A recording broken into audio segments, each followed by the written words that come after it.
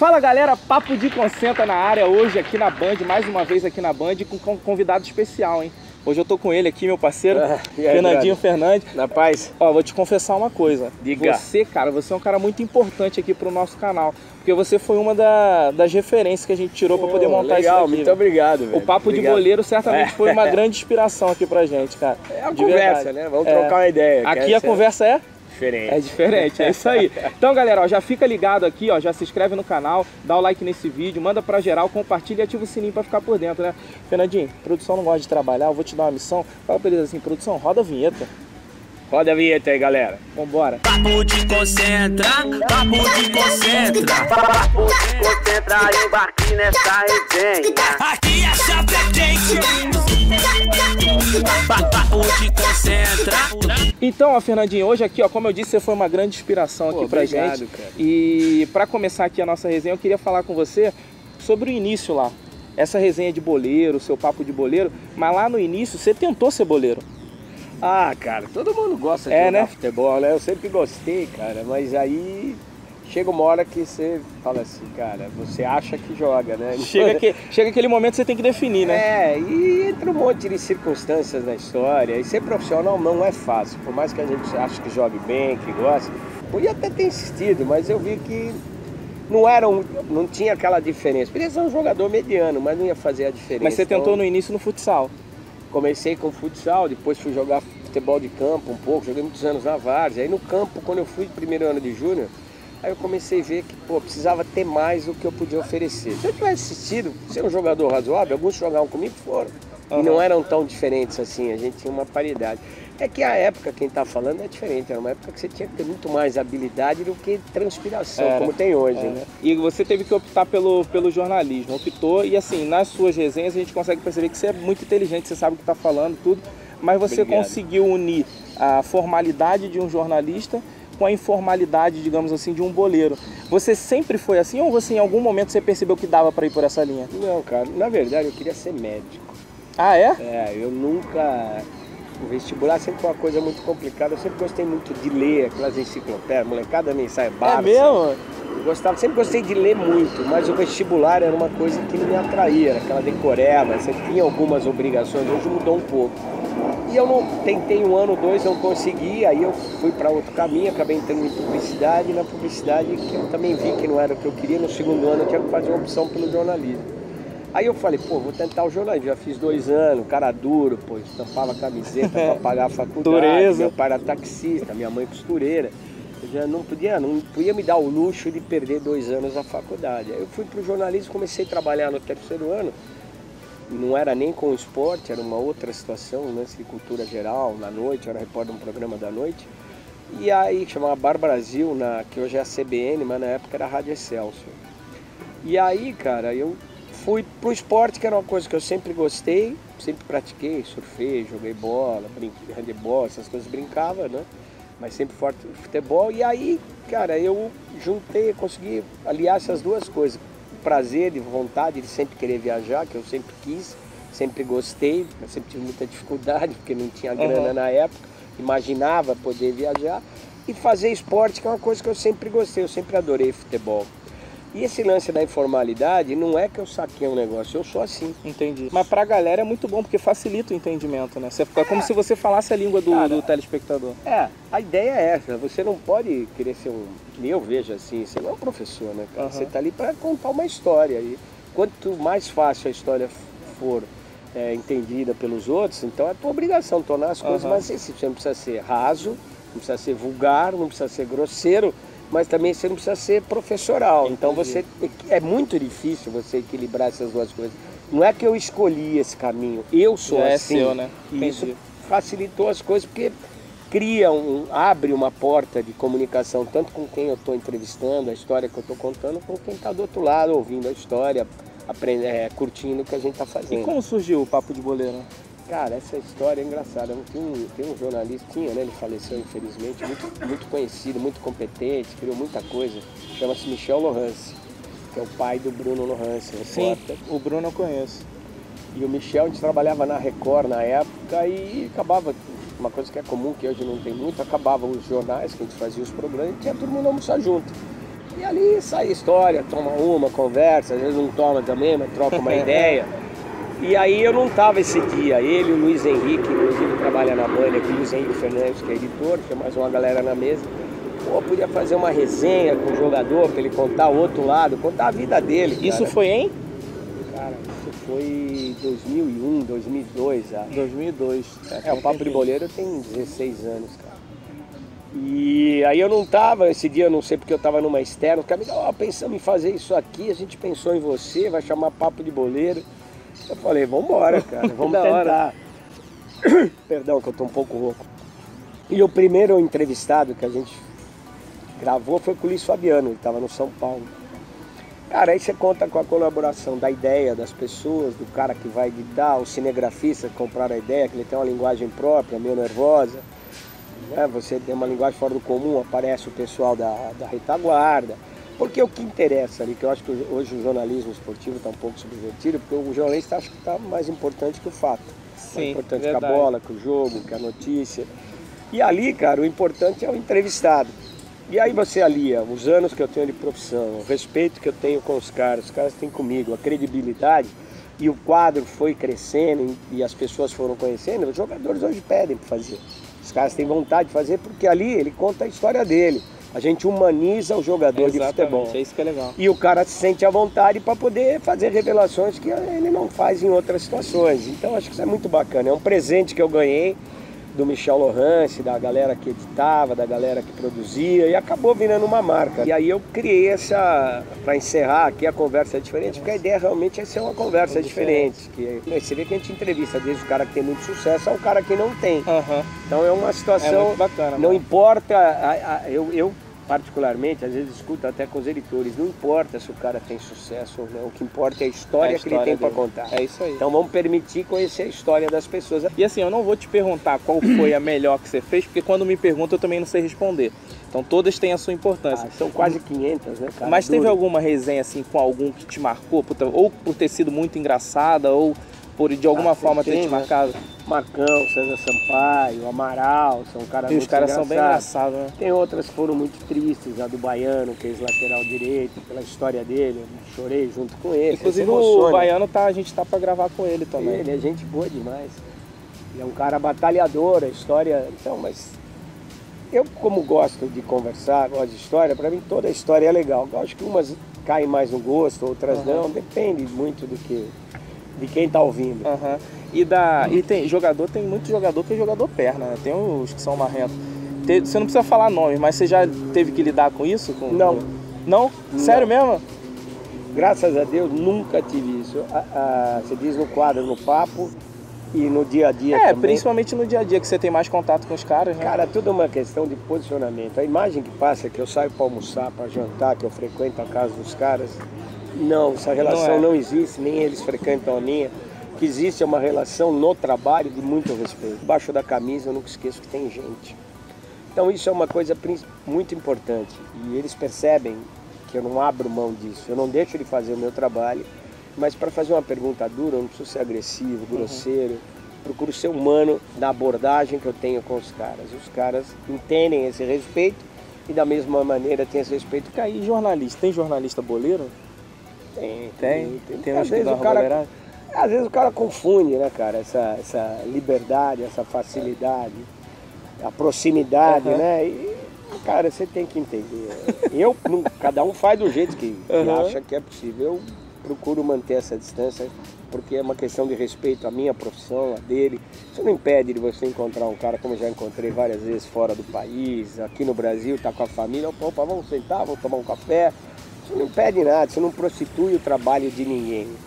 É lógico que a relação fortalece, cria mais respeito, então existem dos dois lados, quando você cria esse vínculo, uma moderação maior. Não que isso comprometa qualquer tipo de pergunta ou de abordagem, mas cria um respeito. Quando as pessoas se respeitam, o trabalho flui para qualquer lado. É isso aí. E você citou aí das suas coberturas de Copa do Mundo, você cobriu o Copa que a gente ganhou, que foi a de 2002, mas antes um pouco da Copa, você teve uma situação até chata na sua vida pessoal, que foi a perda do teu pai, né? Você teve a perda do teu pai e você teve uma relação com o Filipão em relação a isso, né? Foi uma história muito generosa do Filipão. Eu fiz 8 Copas do Mundo. Essa Copa América foi em 2000. Eu fui para lá, eu não ia, o repórter que ia saiu da emissora e os caras falaram, Fernando, preciso que você vá. Meu pai já estava doente, mas não estava da maneira que ele ficou. E foi aquela Copa América que o Brasil quase nem foi, né? Que não foi? Que a Argentina não foi, porque foi uma Copa América na Colômbia, era um momento delicado do país, com o problema da FARC, de muita violência.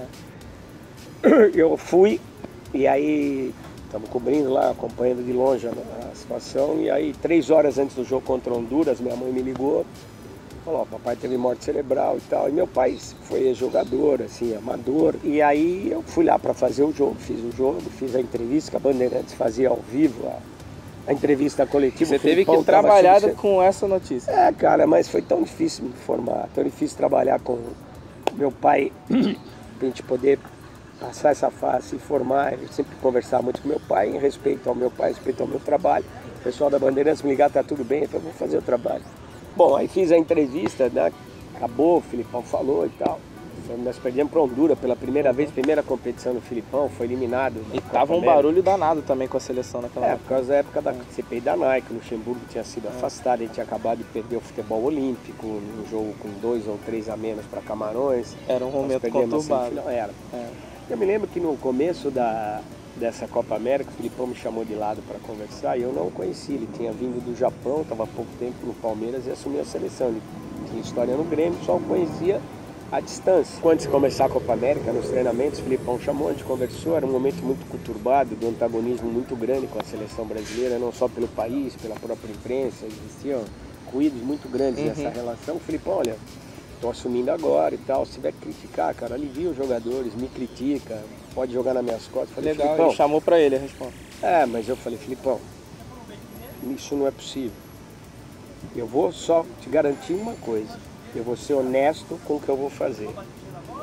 Vou ser muito correto com o que eu vou fazer, como eu sempre fui. Ele falou para mim, tá tranquilo, cara, tá tudo certo, então é isso que eu queria.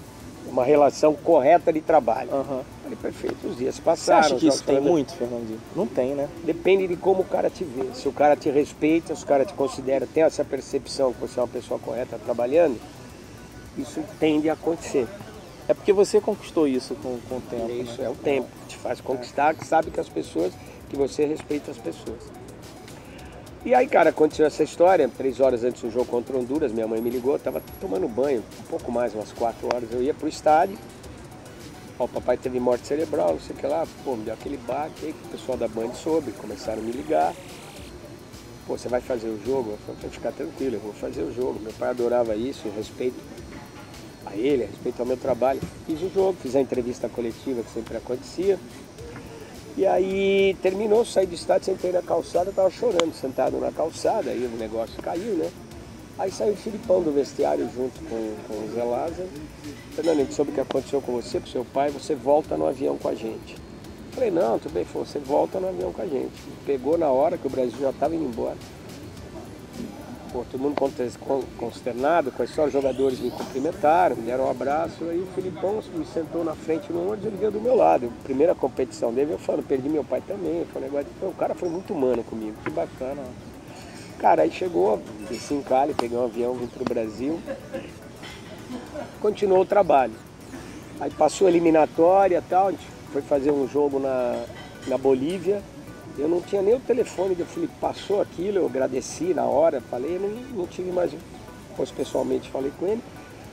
Aí passou a eliminatória, foi o seguinte, nós fomos fazer um jogo na Bolívia, a gente estava mal das pernas, nós estávamos ganhando de 1-0, altitude em La Paz, a Bolívia virou 3-1, viemos para o último jogo no Maranhão. O Luizão tinha ficado aqui tratando, a gente precisava ganhar da Venezuela. Aí ganhamos de 3-0, né? Classificamos, aí tá lá na entrevista coletiva de novo, a Bandeirantes abria a entrevista coletiva, tem que transmitir a entrevista ao vivo. As outras emissoras acabavam o jogo, normalmente elas saíam, iam para outra situação, outro evento da programação. Aí na hora que eu vou fazer a primeira pergunta, o Felipão abriu a coletiva, né? Eu queria fazer um depoimento, a gente tá ali ouvindo, ele falou, eu queria agradecer ao povo brasileiro pela paciência, foi difícil, ele vivia aquela pressão de convoca Romário, não convoca Romário. E aí ele falou assim, agradeceu a esposa dele, a Olga, né, os filhos dele, demorou, falou que queria prestar uma homenagem a um cara que passou um momento muito difícil com a gente. Queria prestar uma homenagem através dele a todos vocês da imprensa, que a gente viveu uma relação muito complicada, muito difícil, mas a dele foi mais difícil. Em homenagem a tudo que você passou, pela maneira que você se comporta com todos aqui, eu queria te prestar uma homenagem te dando a minha camisa, ele me deu a camisa dele do jogo, autografada, foi legal. Essa história eu não conhecia. E ele falou, vem cá, Fernanda. E eu ali, sem graça, cara, ao vivo, ele falou, no meio da galera. Aí eu fui lá, a galera, pô, os colegas foram muito gentis, todos me aplaudiram, porque, graças a Deus, eu tenho um bom relacionamento com a grande maioria das pessoas. Ninguém é unanimidade, mas... E aí eu fui lá, ele me deu um abraço, falou, a camisa tá cheirando mal, não sei o que lá, eu brinquei, voltei. Pô, eu falei, pô, Filipão, voltei ao vivo, né? O Luciano do Vale estava comandando a transmissão. Aí ele falou, Fernando, e eu falei, Filipão, muito obrigado. Pô, não sei nem o que falar em homenagem da minha família, do meu pai. Raras vezes eu fiquei sem palavras, sem saber o que falar, gaguejando. Muito obrigado, agradeci e tal. Mas eu falei, mas eu preciso fazer uma pergunta, cara. Porque ele tinha confessado para nós que quando ele estava no aeroporto de La Paz para ir direto para o Maranhão, que, pô, eu vou largar isso aqui, vou classificar, vou largar, estou um pouco cansado. Ainda estava eu, ele e o Luciano. Ainda falei, vamos ver, calma, né? Não sei o que lá. Aí eu fiz a pergunta, Filipão, e aí, você falou que ia largar e tal, e agora? Falei, gostei da brincadeira e vou até o fim. Acabou sendo campeão do mundo, mas comigo foi muito... Tanto é que no outro dia, cara, para agradecê-lo, porque acabou a entrevista, ele levantou, foi embora, eu continuei ali.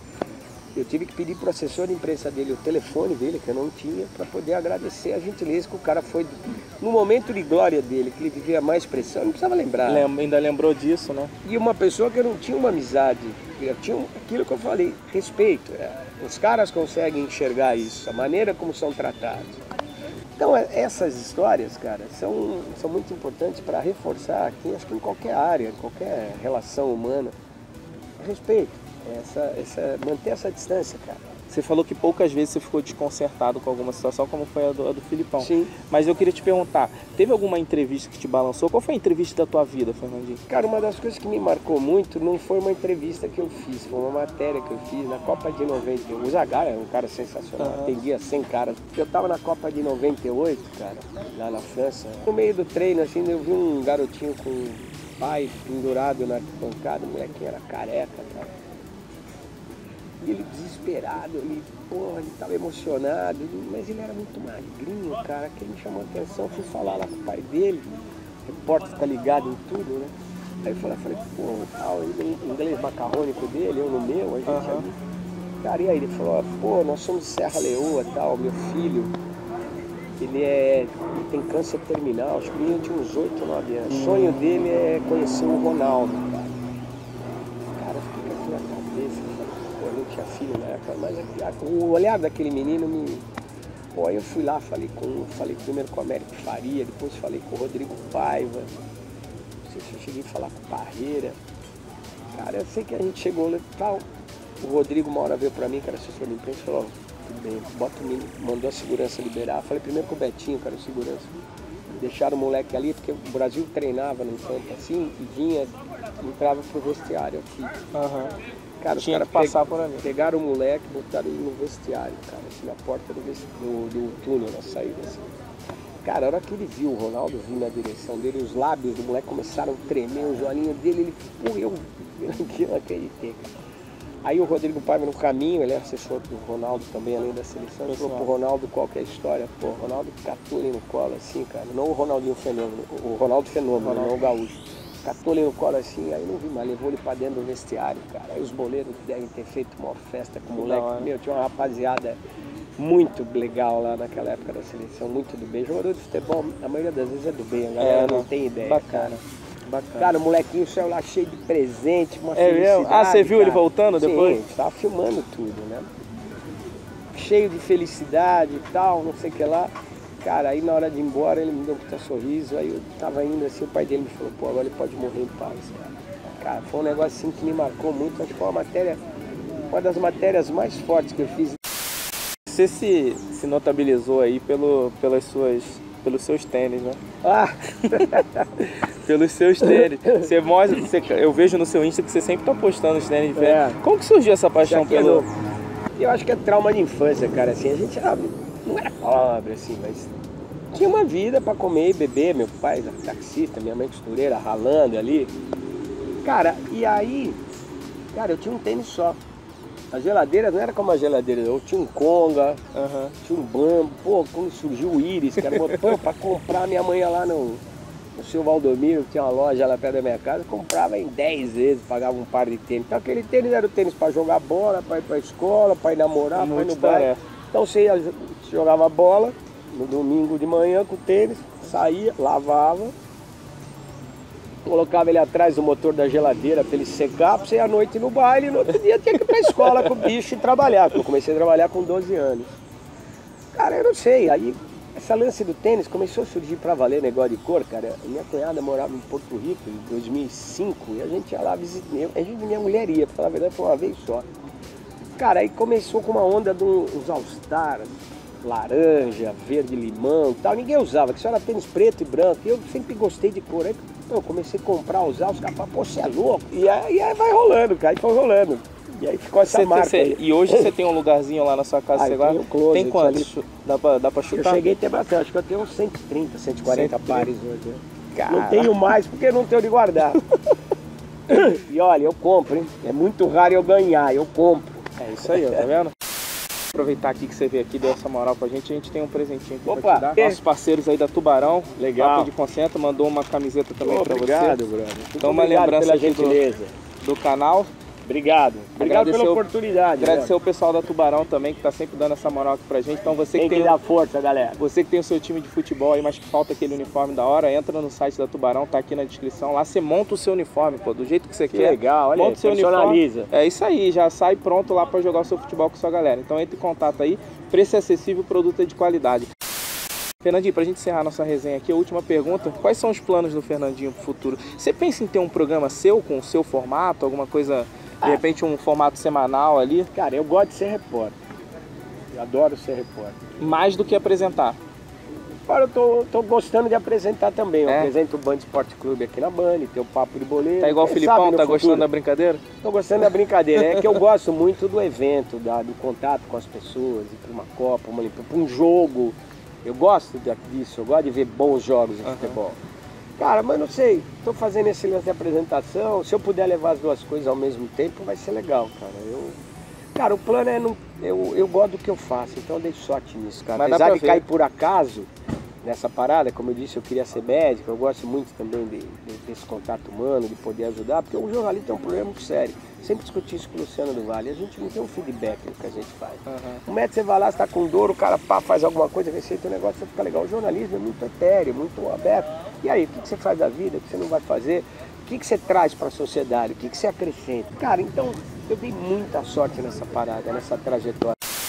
Gente, obrigado pela atenção. Obrigado pela conversa, pelo carinho de vocês. Imagina, eu que agradeço a oportunidade de contar um pouquinho dessa história. É isso aí, foi uma honra pra gente. Galera, espero que vocês tenham gostado. Se inscreve no canal, dá o like aí, manda pra todo mundo. E hoje a conversa foi? Você sabe, aqui a conversa é diferente. Valeu, galera. Papo de concentra, papo de concentra. Papo de concentra, embarque nessa resenha. Aqui a chave é quente. Papo de concentra.